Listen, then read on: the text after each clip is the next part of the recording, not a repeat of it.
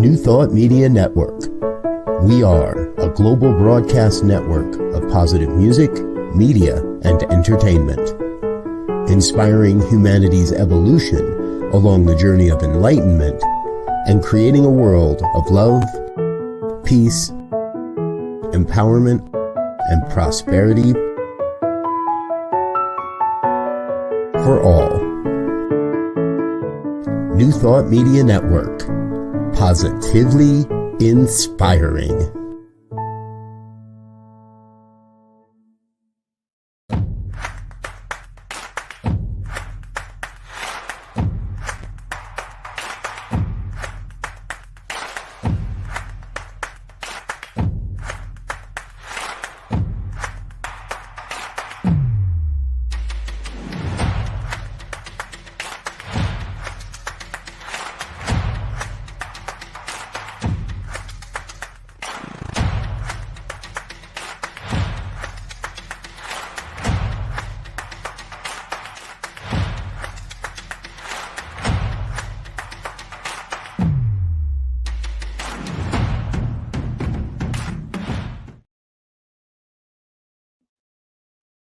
Hello, my friends, and thank you for joining us today for Spiritual Toolkit, where we discuss life's diversity, challenges, and blessings.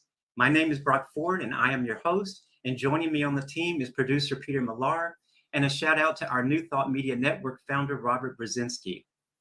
The idea for this show came from my sincere desire to be of a support and a voice for the disenfranchised, the struggling, and hurting people within my reach, and to offer spiritual and ethical practices that help others transform their lives, relationships, and careers. My belief is that together we can build a bridge of understanding, healing, and equality for all, no exceptions. And to that point, we will have guests from all walks of life discussing real life and navigating its twists and turns. And you're invited to join us each week and to participate on the chat if you have any questions or comments. So let's get started. I'm very excited today to have my dear friend, Karsten Spencer, as my guest. I met Karsten many years ago at Unity of San Francisco, and now we actually work together as ministers. Karsten is a spiritual mentor, an inspirational speaker, teacher, and energy worker. He is the spiritual, and I just had something pop up on my computer that looks like it's from the Twilight Zone. Not quite sure what happened there. If y'all can give me just a moment, we'll see what happened here, because I just sort of lost everything. Let me see. We are seeing you, Brock. Are you okay? I think I'm. Yeah, we see you. I think I'm back on. Let me just check. All right, but I cannot see y'all. There we go. Huh. Let me see. Wait just a second. I think I got you back. All right, so can you see me? Yes, we can. Are you ready to go? Okay, sorry about Great. that, y'all. You're looking good. All right, well, let me start over, y'all. We've got Karsten Spencer here. He's a spiritual mentor, an inspirational speaker, teacher, and energy worker. He's the spiritual leader of Unity of Richmond East Bay, the creator of Karsten Energy Alignment, and the Miracle in 3 Breaths. His intention is to live from the heart, holding a space of love and acceptance that encourages connection, conscious awakening, and authentic creative self-expression. Karsten, my friend, is also an artist, an actor, performer, playwright, and director. And he says, his quote is, "Through my own healing journey of self-doubt and self-discovery, a process of learning to be fully present in my own body, I have embraced my path as an artist, spiritual teacher, and visionary." Karsten's goal is to live from the heart, holding a space of self-love and acceptance where we can experience connectedness, unity, and oneness with spirit, humanity, and all of life. He uses his gifts to create a healing atmosphere that allows you to awaken to your authentic self and claim your natural state of vibrant health, prosperity, and self-expression. And author Sue Frederick, an intuitive and keynote speaker, said this about Karsten. She said, "Karsten is a leader, a visionary healer and teacher, creating a new vision of what it is to live in our bodies with health, peace, and power.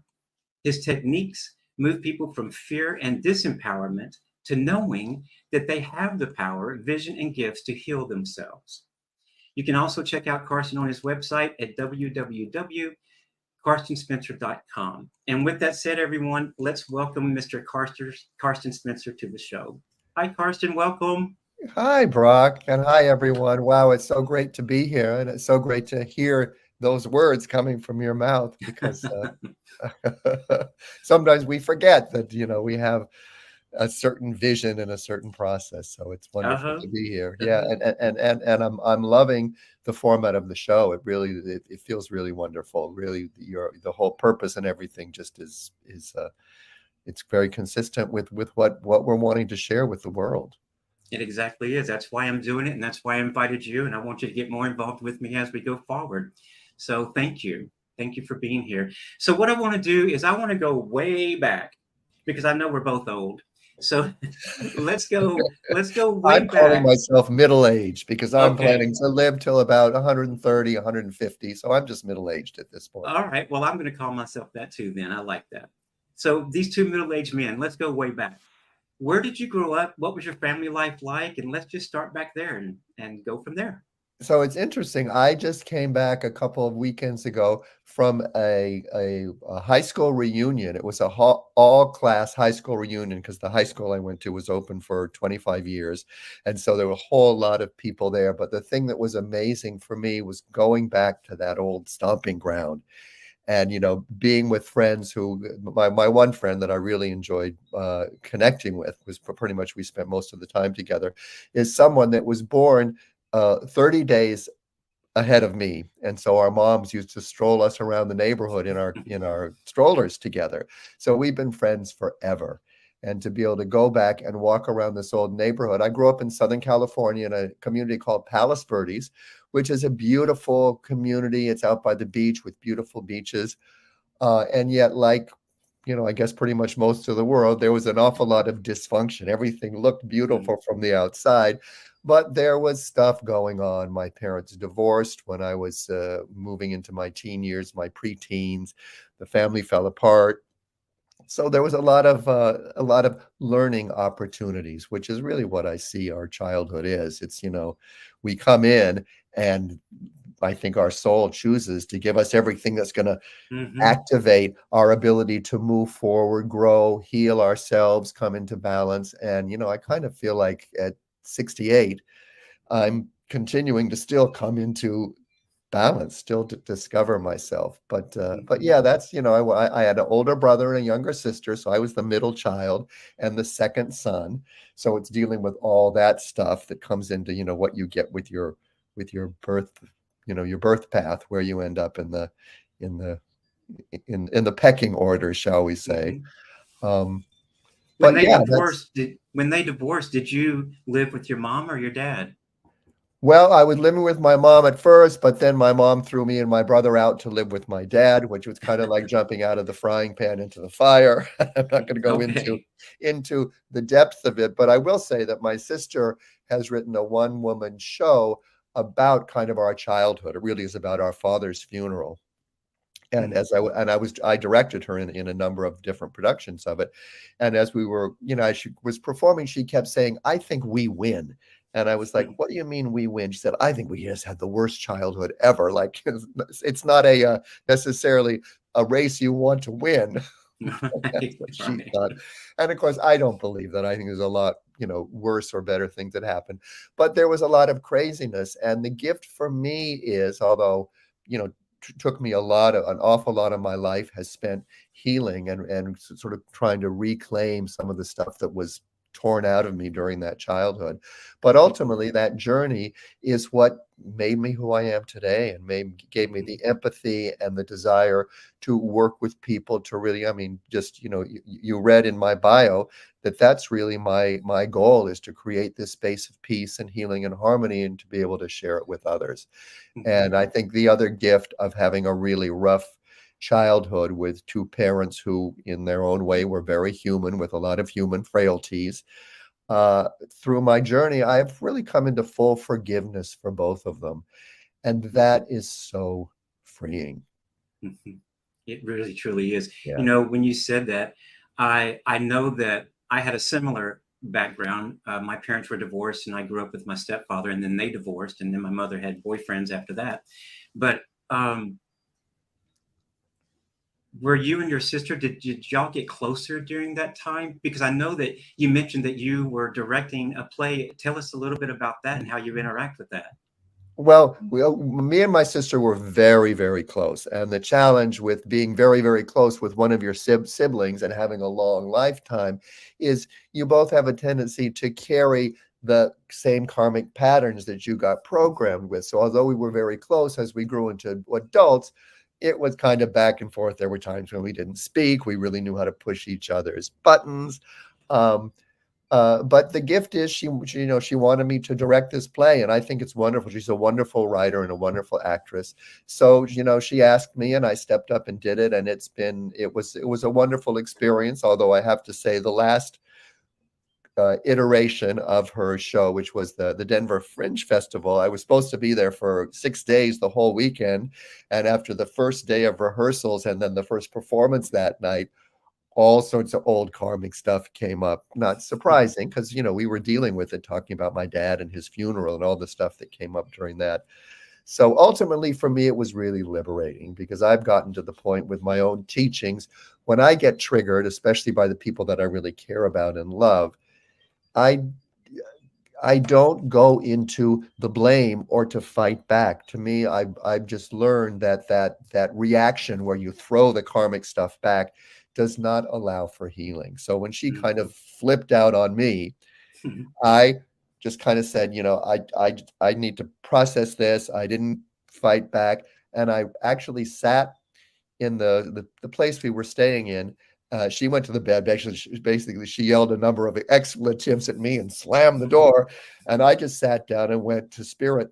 Oh my goodness, what just happened there? And I breathed into the feelings. Every time the stories would come up about, oh, this is just her and all her stuff. It's like, no, what's the feeling? And as I allowed that feeling to move through me, I literally felt like it was ancestral healing that was happening by me not fighting back, by not making her the evil one, but by just feeling what it felt like to have all that energy after working on the play, which is a lot of the childhood stuff coming up, and then breathing into it. It was a real liberation. And I decided at 3 o'clock in the morning, when I still couldn't fall asleep and couldn't figure out how to deal with the whole thing the next day, I tuned into my guides, and they're present when I ask for them. That's the other thing I've learned, to trust your intuition. When you ask for your higher guidance, listen to what comes, even if you just think it's your imagination. The main thing I guide people to is, if it feels liberating and good and lighter, it's your higher power, it's your divine energies. If it feels heavy and like, oh, I don't want to do that, and feels like a punishment or somehow having to make up for something from the past, it's not your higher power. That's your old judgmental parent or whatever. But anyway, I tuned into my higher energies, and they said, what do you want in this situation? Because I was still wanting to show up for my sister for the rest of the weekend and her performances. But as soon as they asked that, my clear answer was, I want to go home. I want to be at home where I feel safe. And I've gotten my sister to the point where she had her first performance. She's good. So I basically called an Uber, went to the airport at 3 a.m. and came home. And it was one of the most liberating things that ever happened to me, because it was really like taking all the energies that you get from that family situation, because our families tell us who we're supposed to be. And I think very often we spend the rest of our life owning the things that are consistent with who we are, but clearing away all the stuff that's not really who I am. I don't have to show up for everyone just because they want me to. It's okay to put myself first. So that was really the gift. So it was wonderful. And, we a couple emails went back and forth, long emails, and that was liberating too, because I was able to speak my truth without blame or vindictiveness.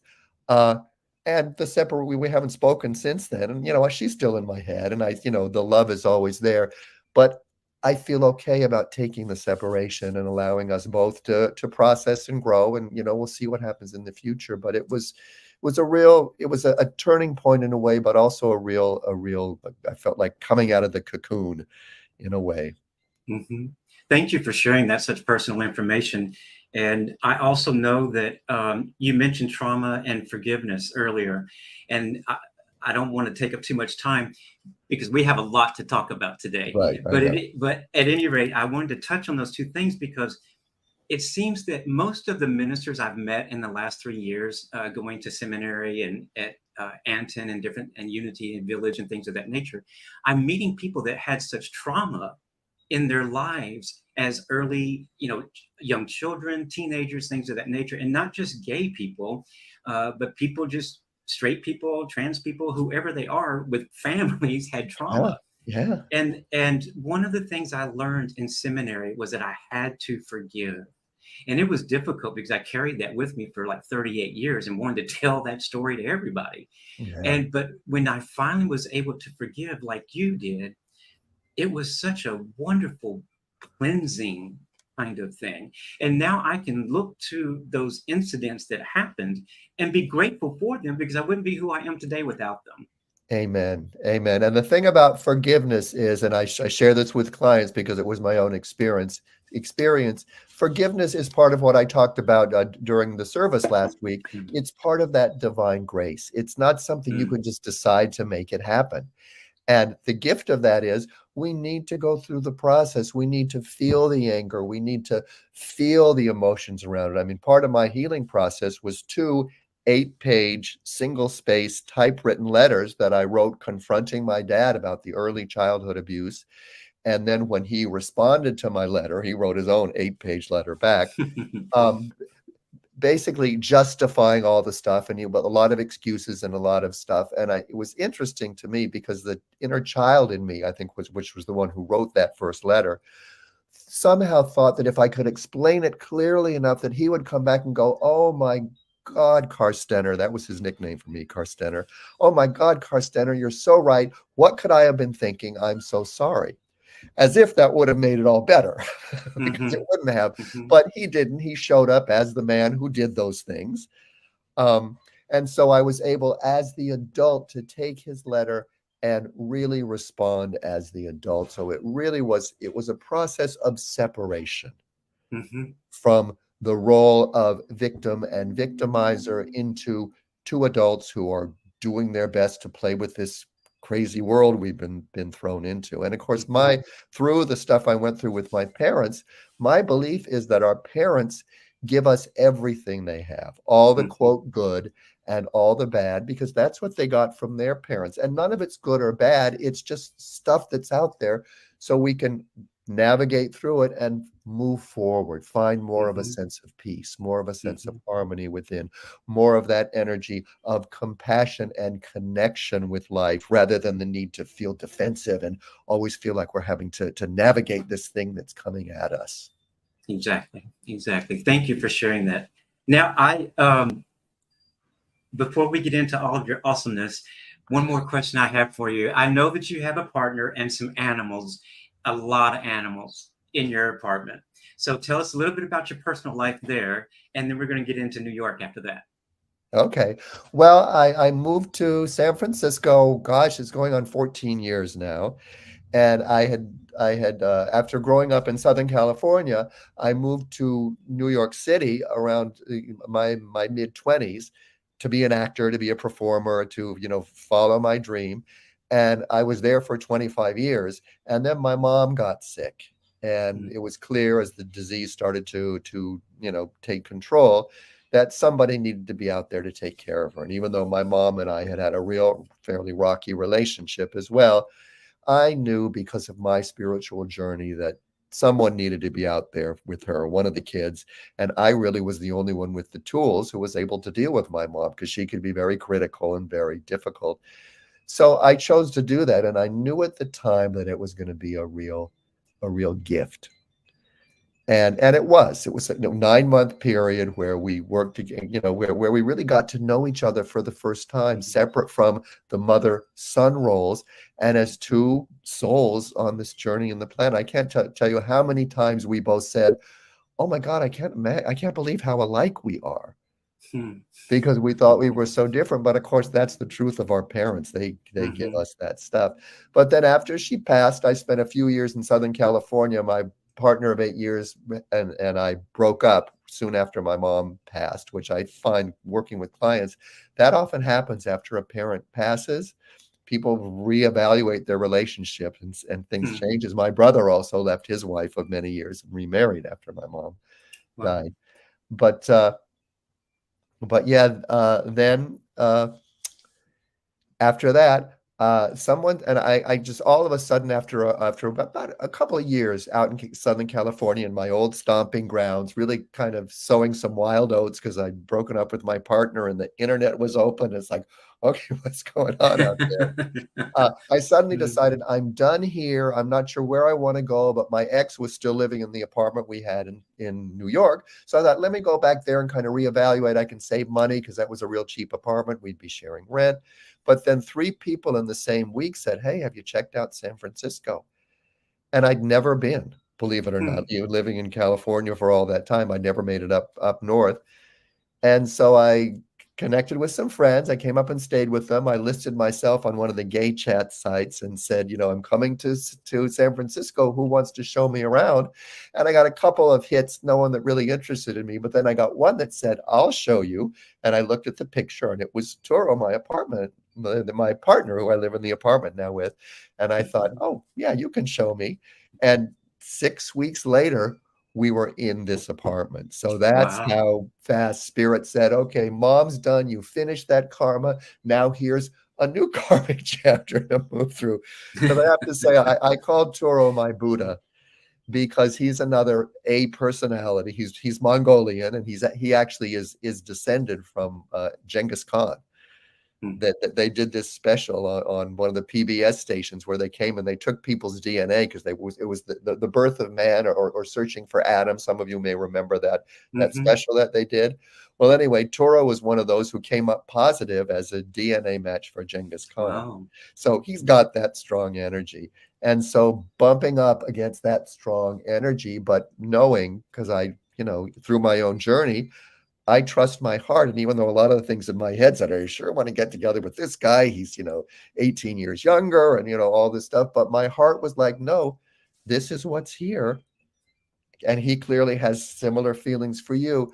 Let's see what happens. And I have to say, not a day goes by that I don't feel the gratitude and the love and the appreciation that we found each other and that I was able to, even at the time, to say, I've got to get my F out of this relationship because we moved into this apartment. It all happened so easily. And I would ask Spirit, okay, how much trouble is it going to be to try to separate?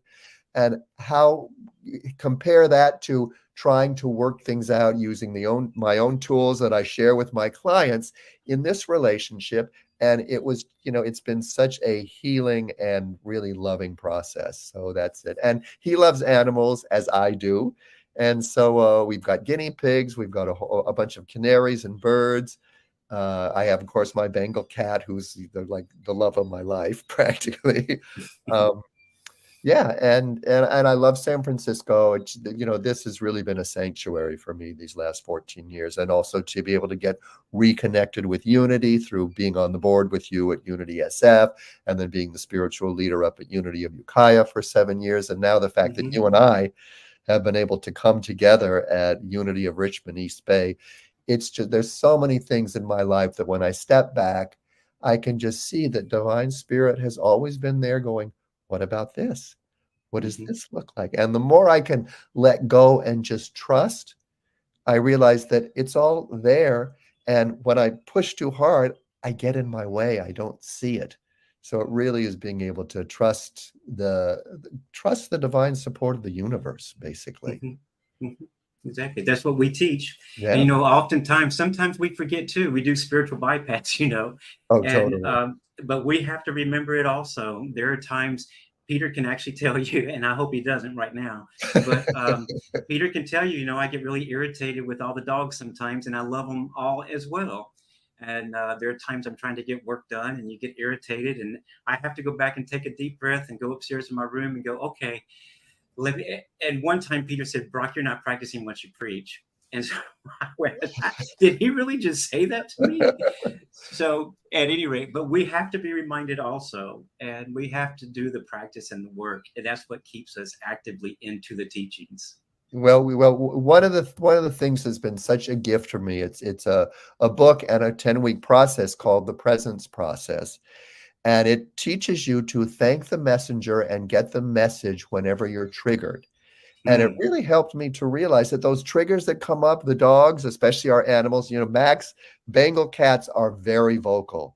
And I have learned, it's taken me almost 5 years, because I've had Max for almost 5 years, that Max can key into my anxiety and he'll start meowing.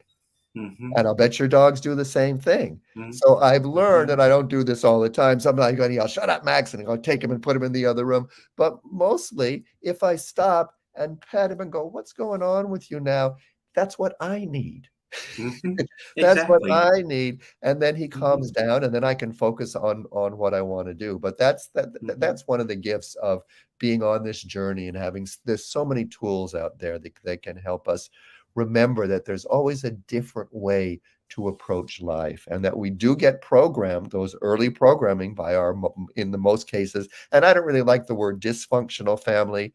If we're still here talking about it, then they're semi-functional. They've gotten us here, so they're not dysfunctional. But they do give us the karmic fuel to then move through life if we're willing to open up to life itself and let it teach us, let it hone us, let us. And certainly Unity and so many of the wonderful teachings out there have so many tools that are so helpful. And I can forget to use them as well sometimes. And we'll talk about Unity too before we end up today, but we're about to go to break in about 4 minutes, Karsten, and we'll take about a 3-minute break. But before we do, give us, let's take this time before the break. You used to live in New York. I know you're on Broadway and a performer. Give us some insight into your life there. Oh my goodness. Well, I was there for 25 years, so it was quite a life. The thing about New York, and I tell people this, is visiting New York is not at all like living there. And it takes about a year to assimilate, so you can really feel like, oh, this is mine. And when you've lived there for long enough and New York becomes your backyard, it just is a magical place. The people, the energy, the possibilities. I mean, although I went there to be a performer and I did a lot of that, I also spent a lot of time doing temp work. I was a legal secretary, sometimes temporarily, sometimes permanently.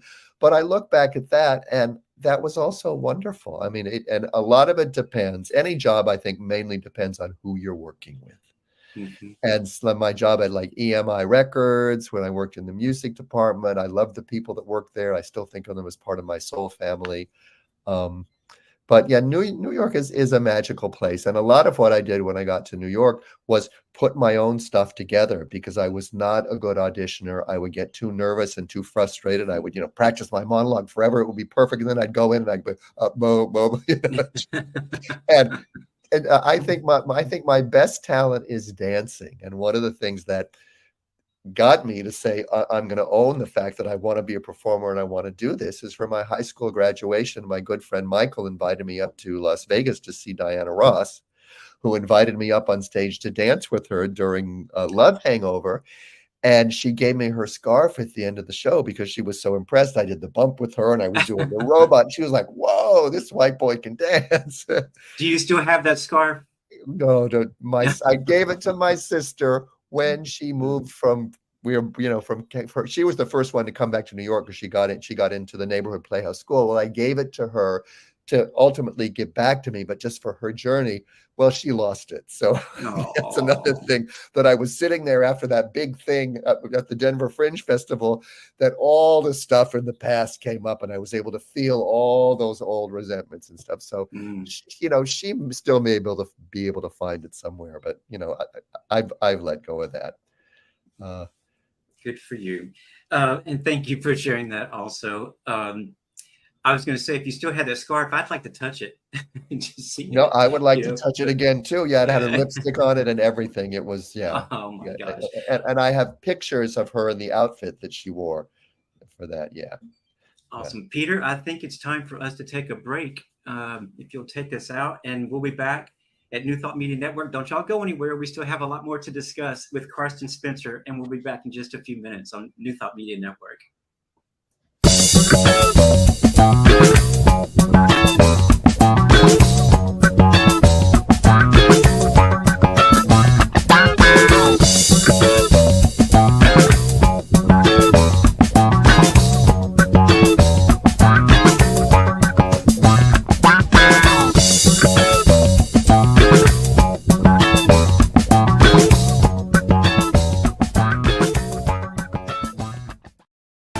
me change. When you change the way you look at things, the things you look at change. When you change the way you look at things, the things you look at change. When you change the way you look at things, the things you look at change. When you change the way you look at things, the things you look at change.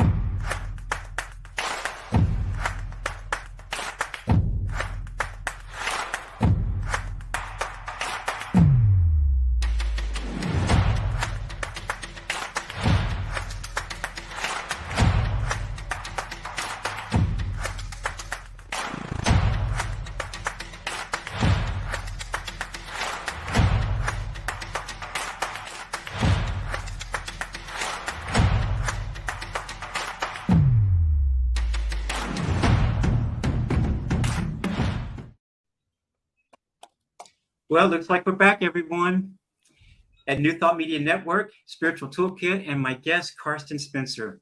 Thank you for joining us and staying with us. Hi, Karsten. Welcome back. Thanks, Brock. So we're in the second half of the show. And so what I'd like to ask you next is, would you tell us a little bit about your journey to New Thought teachings and how that started and how you ended up with Unity? Well, I would say it started, my first 2.5 years in school, my parents sent us to a Catholic school because somehow they heard that the public schools weren't very good. So they sent us to them. And halfway through my second grade year, I just was not willing to go anymore. The nun that was teaching my class sort of picked me out. I don't know if it was because I was one of the non-Catholics or whatever, but I would be sick every day. And so I finally got out of that. And so for a long time, because of that early kind of wounding Catholic experience, I was an atheist, like all through my growing up years. And then when I first moved to New York, even before that, someone had given me a book on yoga. And as I began doing some of the practices, particularly the meditation and stuff, I began to open to, oh, there is something more out there than just this, tuned into that energy. And also, I would also get that message through nature. And then when I moved to New York, someone told me about Unity, and I used to every Sunday go and hear Eric Butterworth speak. And Paul Tenaglia was also the associate minister then too. So if Eric wasn't speaking, Paul was there, and me and Paul made a very great connection. We were kind of kindred spirits. And so I got very involved with Unity in New York. And that kind of led to a lot of other things. I found the Seth material around that same time. Have you heard of the Seth material? Jane Roberts back in the 60s tuned into this entity, which she called Seth, which she would kind of go into a trance or just sort of zone out. And it first came through writing, and then she was able to just dictate it to her husband. But the first book that came out was called Seth Speaks, and then the second one was called The Nature of Personal Reality. And I think that's a book, if anyone's interested, to go ahead and get, because it really speaks to what Unity talks about and what so many of these new thought teachers talk about. So that was a big part of my journey. And then through that, I got connected with past life regressions through the Light Institute. I went there a couple of times into what I would call extensive past life recall, because it's not like someone else is telling you about your past life.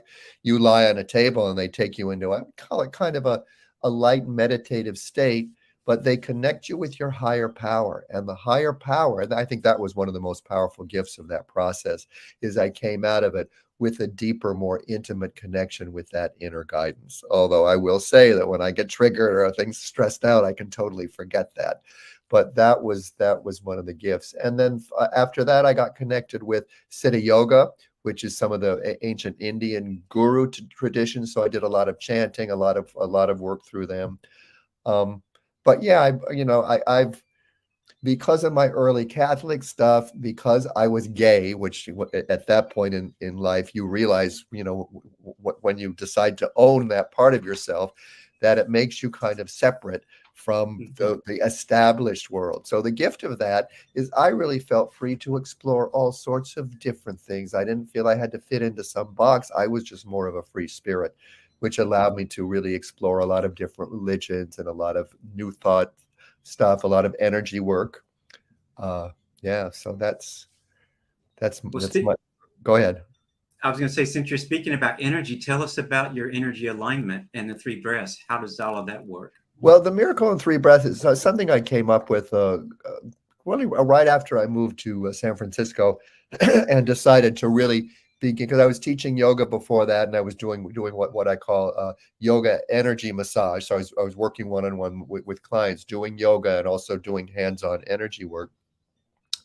And then when I moved to New York, and clients were asking me, because when I moved to New York and I was teaching yoga after I lived there, the opportunity to teach yoga, I was taking a class and I had no intention of actually teaching, but the teacher asked me to stay after class one day, and I thought, oh my God, am I in trouble? Because he was one of those yoga teachers who could be very strict.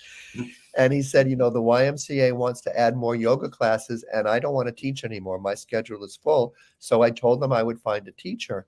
And I think you might make a good teacher. Have you had any experience? And I said, no, I've never taught yoga, but I did teach dance in the past and whatever. He said, good. Then, he kind of mentored me, and I began to teach yoga. And through that, it led ultimately, once I moved up to San Francisco, to more of my spiritual work and the Miracle in 3 Breaths, because I started working again one-on-one with clients. People would, they'd come, I'd work with them, I do the energy work, I do sound healing with my voice as well, which helps to balance chakras. And I also work with crystals. And when clients would come, they say, oh my God, every time I come, I come in so stressed out and I feel so calm and relaxed. But then the minute I go out in the world, I lose it. Do you have any techniques that will help? So I remembered when I was teaching in New York, it was a Friday night, 6 o'clock class in New York City. So people would come in very stressed out. So that's when I first started using the Miracle in 3 Breaths. And I called it my yoga tranquilizer. And it basically, I can do it with people right now. It's very simple. And then there's also a video on my website. But you start just by getting comfortable, recognizing where you are, tuning into gravity. And the first breath is you draw in that connection with Mother Earth. So everybody do that. And then as you exhale, you just notice how that felt. Whatever is present as the breath flows out, you notice how that felt. And then as you're about to breathe again, you open up the crown chakra, drawing in that divine spirit. And as you exhale, you just feel that divine spirit saturating every cell and every system of your body. And then as you take your final 3rd breath, you activate the heart center, that kingdom of heaven within. And then as you exhale, you simply hum, allowing the vibration to activate all this in your system.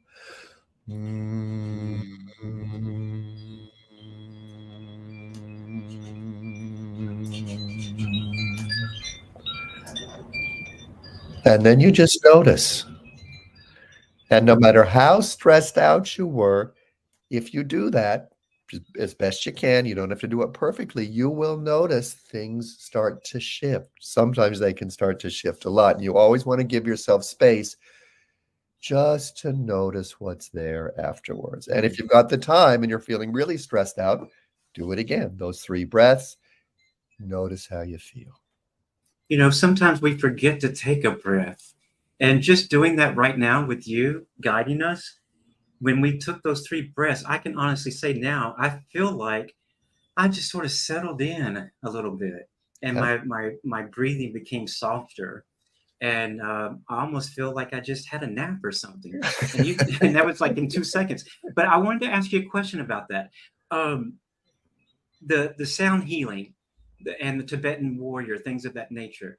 Um, I know that sometimes at night I'll go onto YouTube and I'll look for different sounds to just sort of help it. Sometimes it's rain, you know, sometimes it's a meditation thing or frequency. But I've found those Tibetan bowl sounds, and so I've been watching those late at night. So tell me a little bit about how that energy works, because I'm a layperson with that, and so I know that when I hear those bowls being, you know, strummed or whatever you say, it does something to you. It does something to me. And so at Unity Village last year at the Anton conference, they had someone do that, and they had multiple people. It was phenomenal what happened to that room. So how does that work? Well, I'm sure you notice, and maybe the people who are on with us today are listening to this later. If you actually did the hum at the end of the 3 breaths, that hum is what brings it all together. We have 7 main chakras, but the throat chakra is the only chakra that actually can create a physical vibration, which is sound. So our throat chakra is really powerful. If you go to a lot of seminars, or you watch speakers, or even watch things on TV, or you know, we're all around people, you will notice that the quality, the tone, the cadence of just a speaking voice has a lot of energy in it, separate from what the person is actually saying. And so vibration is very powerful. The reason, like the Tibetan bowls or the sound healing that I do with my voice, has such a power is because it's a clear, sustained tone, which allows the chakra system to come into harmony. Sometimes with these live things that are or the Zoom that we're doing here, when I do a sustained tone, it will kind of fade out. But I'm going to do one, and even if it fades out, I want people to just, because the vibration, even if you're not hearing it audibly, it moves out. So I want people to tune into their heart chakra, and I'm just going to sing a gentle, sustained tone, and just let yourself breathe into it.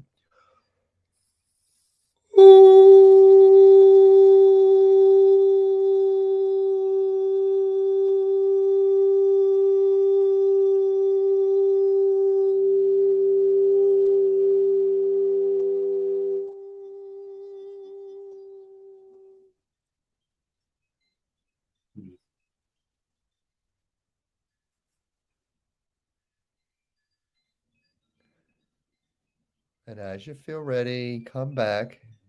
But that's the power of sound. You know, this physical universe that we live in, there's really nothing solid here. The quantum scientists have told us that. It is a combination of energetic patterns. And from my point of view, and I'm not a scientist, but and this is the other thing, and when you said I'm a layperson, I don't really know about this. All the clients that I work with, the message I want to give to them is you have all the information within you. Yes, there's hordes of wonderful information out there, and I never want to stifle people from looking for information. But when Metatron, that divine archangel, showed up for me, the week after he showed up, very powerfully during a session, I was opening someone's heart chakra, and the window in my living room burst open, not physically, but I had my eyes closed, but I saw it with my inner vision. And this energetic pattern, it was kind of this beautiful orange sacred geometry, moved in, filled the room. I actually had to back up as I was continuing to do the tone. It was up against the back of the wall. And the voice I heard in my head as that window opened and that energy came in, it was Metatron. Hmm. After the tone finally, and it was this tone that seemed to last forever, my client and I just started laughing, and she was like, "What was that?" And I said, "It was Metatron." I don't know. But all during that week, every time I went to look up Metatron on the computer, get more information, I would hear that voice, and I want to call it his voice, but it, they don't have one sex. But he would say, "Why are you looking online? I'm right here. Anything you want to ask me," and start to trust that inner guidance. So Hmm. that's the other thing. If people are interested in sounding and vibration, play with it on your own. I invite my clients all the time to simply hum into their heart center. Feel that Hmm. connection between throat and heart as you just do a simple hum, letting it bring you into a meditation. A lot of people will do an om coming into Mhm. meditation. Same thing when we do the om, just think of the vowel. And om is one of the warrior seed syllables, which I'm teaching now, and I actually want to give a wonderful offer to anyone who's listening today. If you want to join us on this journey, there's 4 more weeks, and I can send out the recording of last week's session. But these are ancient, from the Bon Tibetan Buddhist tradition. These are ancient symbols that balance and align the chakras and open up a channel to clear what the Tibetan Buddhists call the obscurations that we take on because of the karmic stuff. So it really is able to clear the chakras and thus allow the Shakti, or the life force, to flow through more fully, with the intention of inviting in that divine guidance from above. So and the main thing about the sounds, the tones, they bring all parts into the moment. That's why we love music so much, right? That's why Mhm. music Mhm. speaks to us, and it's a spiritual thing, a spiritual practice, because it brings us into the heart. It's speaking to us on many levels. Mhm. I know that when you were doing that sound, I actually felt a vibration in my arms.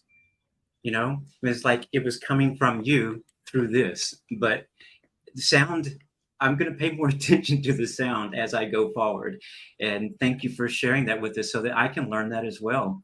I know that when I saw there were probably like 10 bowls and 10 people doing that sound all in unison last year at the conference, it was an amazing experience. It was Yes. unbelievable. So at any rate, we've got about 10 minutes left on the show. It's gone by really fast, I actually. know, it sure I know. has. So, Karsten,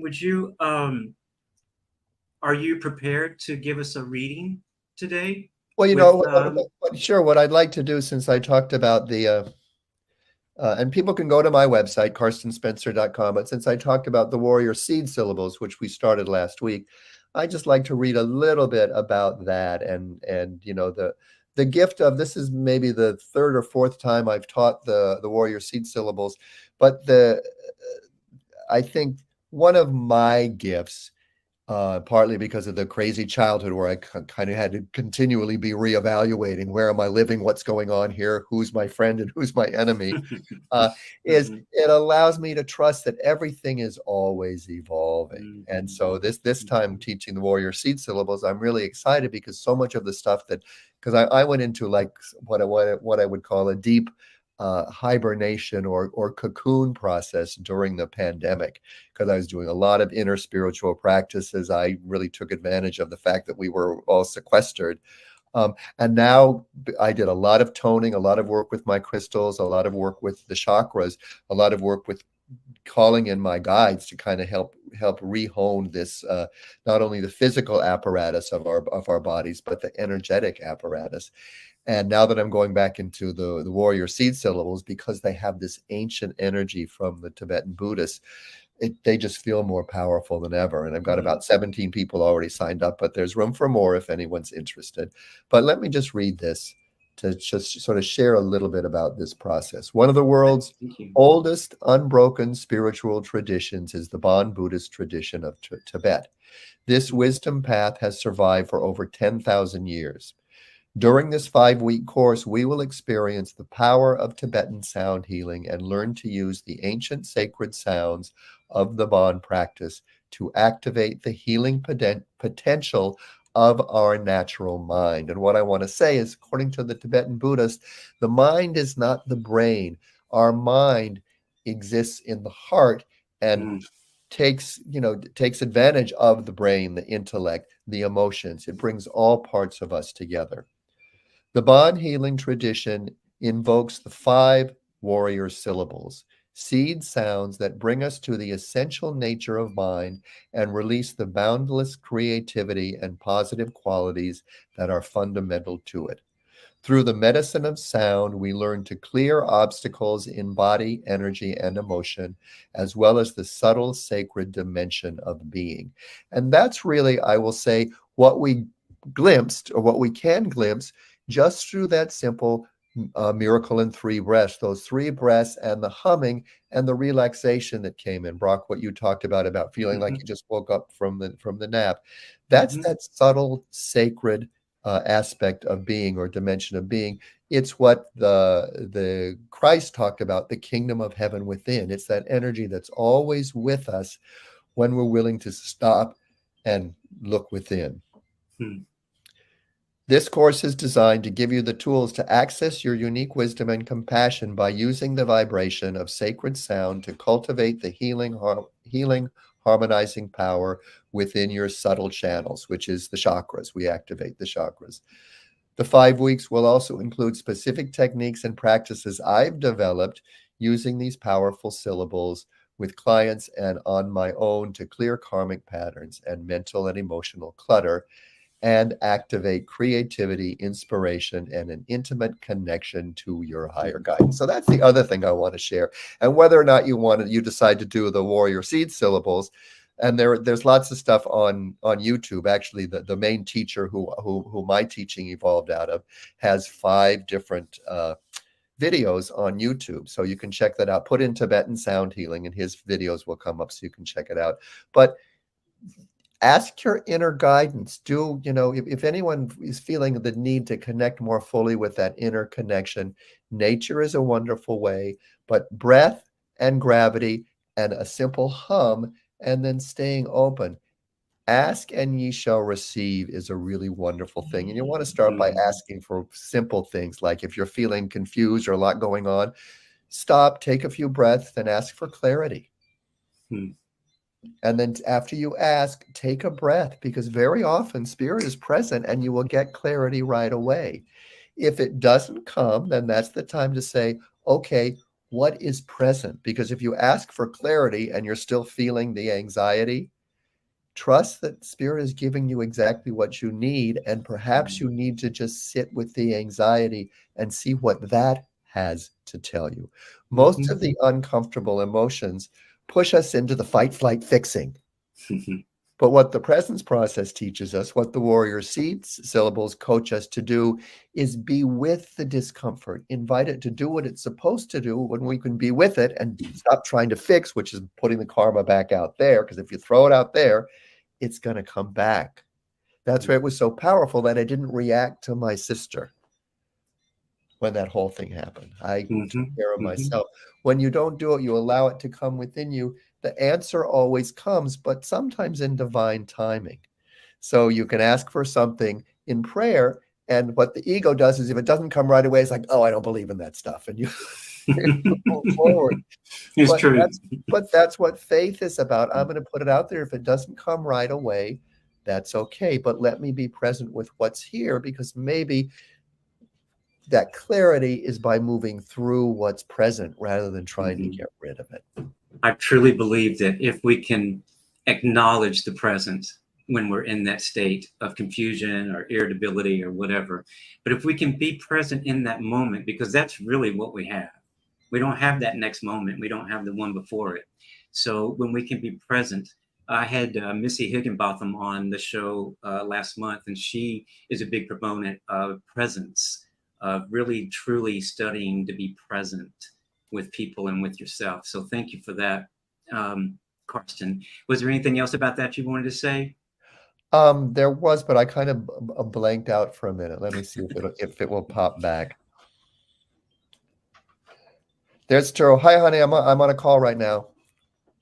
Say hi. Hi, Turo. Hello.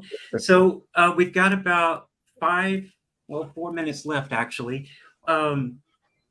what would be some last thoughts that you would like to leave with people here today? Well, I think before we leave the warrior seed syllables, I want to give a special gift to who's ever interested and is thinking of wanting to work with me in the future. You can go to my website and use at checkout, push on the warrior seed syllables. It'll give you more information to see if it's something you really want to do. At checkout, you can put in the coupon code SEED50, SEED, the number 50, and it will give you a 50% discount.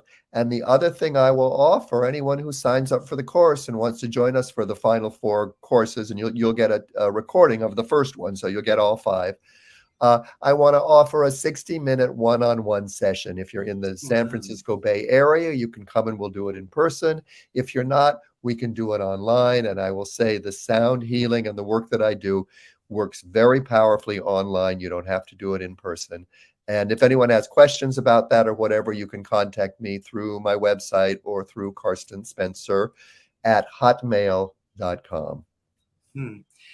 Karsten, that is really, really kind of you to do that for our audience. So audience, please take up on that. Take that up and take him up on that and let's go together. I'll be glad to go as well. So would love to take that course too, Karsten. Wonderful. Thank you. That would help us. Wow. We've come to the end of our show, everyone. And Karsten, I'm so grateful for your participation and sharing such interesting, thoughtful, and helpful information as well. I love you so much. I'm so glad that we're working together again and that you joined our show today. Thank you. Me too. And Brock, I love you too. And just thank you so much for doing this, for all that you do, but also for doing this and getting it out there. And I want to invite everyone to join us on Sundays at Unity of Richmond East Bay. If you're in the San Francisco Bay Area, you can join us in person, but we also stream on Zoom. And I'm sure you can get that information online as well. Unity of Richmond East Bay. And y'all, I can tell you, it is a joyful experience being at that church. Yeah. We have fun, we interact, and we have presence and power and mightiness. Well, and we're starting a choir. We're going to be starting a choir soon. We're also going to be doing the Unity of Richmond East Bay Players, because I'm an actor and a playwright, and I've found a play that I wrote years ago during the pandemic. So I put a cast together. We've got a nice stage there. So come and join us. Our mission with Unity of East Bay is to activate people's creativity, really help people move into their power and their truth. It's true. Thank you, Karsten. And y'all, don't forget to check out his website at karstenspencer.com. And I want to thank all the viewers that showed up today. Thank you so very much. And the viewers that are going to see this later on when they decide to take a look at it. Thank you for being here and joining us. And join us next week when we meet with the founder of New Thought Media Network, who is Reverend Dr. Robert Brzezinski. And y'all, I'm excited to talk to him. He's an amazing person. He's got a wealth of information that is way beyond my comprehension. And so we'll be able to talk with him and find out more about this network, his ministry. His wife is also in ministry with him. And also check out all the other great shows, y'all. There's so many. There's meditation shows. There's actually live stream Sunday sermon type shows, practitioner shows, all kinds of shows on New Thought Media Network that can uplift and help you. So check those out at ntmedia.org. And y'all, I guess I'm going to say good night, everyone. See you next week and blessings. Thank you. Thank you, Karsten. Bye-bye. Thank you, Brock, for everything. And thank you, Peter, for being our tech person. Thank you, Peter.